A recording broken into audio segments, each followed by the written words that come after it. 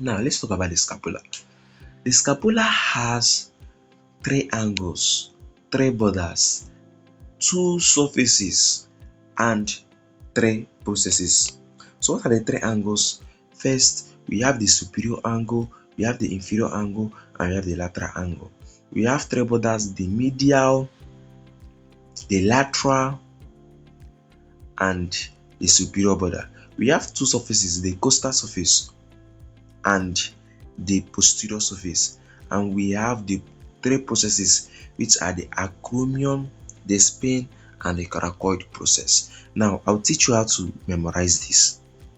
Is the angles, remember we said there are three, which are the superior angle. And look at the superior angle. Anything superior is above. And look at the inferior angle. This is the inferior angle. And look at the lateral angle. This is the lateral angle. And we have how many borders? We have three borders. So where are they? Look at the medial border. Here is the medial border. Look at the superior border. Here is the superior border.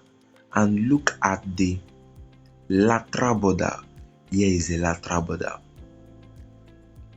So the difference in this is that in the angles, we have superior, inferior, and lateral. While in the borders we have medial, lateral, and superior. So mean that in the angles, superior is in the angle, superior is in the border, lateral is in the angle, and lateral is in the border. But medial is now in the border, while inferior angle is now in the what? In the angle, inferior. So the only difference between the angle and the border is the inferior and the medial. So we said you have two surfaces. And what are the two surfaces? We have the costal surface and we have the posterior surface. So the costal surface provides area for which, when viewed anteriorly, that is when you are going to see the costal surface. And when viewed posteriorly, that's when you're going to see the posterior surface. And the costal surface houses the sus capillaries, which is part of the rotator cuff muscles, and the posterior surface have a spine. Now look at this spine. Look at this spine. A spine divide the posterior surface. Whenever we talk about posterior, we are talking about the back region of the scapula. So the spine divide this into two portions. So into superior and inferior region. So the superior region is called the supraspinatus fossa, and the inferior region is called the infraspinatus fossa. We are coming to that.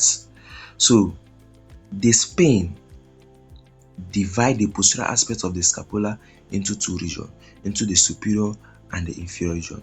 So the superior region is called the supraspinatus fossa, and the inferior region is called what? The infraspinatus fossa. So we have three processes, which are the acromion process, the coracoid process, and the spine process. So what are the spine? Look at the spine. They divide the scapula into two, into superior and inferior part, which is into supraspinatus and infraspinatus.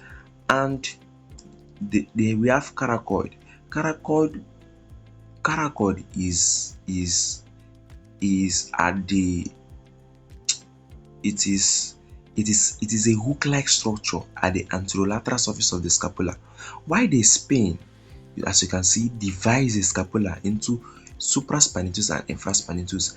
And when this spine continues to move towards the lateral part, remember, this is our mid-sagittal line and these are our two scapula.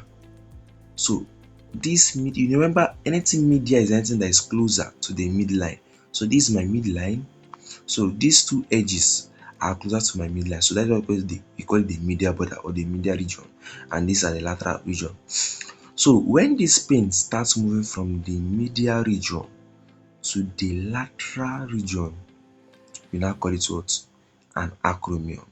We call it what? An acromion. Acromion means at the latest edge, at the lateral edge. That is the meaning of acromion. So, and this acromion now have a facet, and where is it articulating? With the clavicle. They're articulating with the clavicle. So muscles of attachment, we have the supraspinatus, is a muscle. We have the infraspinatus. We have the subscapular fossa, which is attached at the at the at the costal region. We have the acromion and the spine, which attach the deltoid and the trapezius muscles. You have the medial border, which attaches the rhomboid and the levator, and the lateral border, which attaches the teres major and the minor. So we have the humeral head.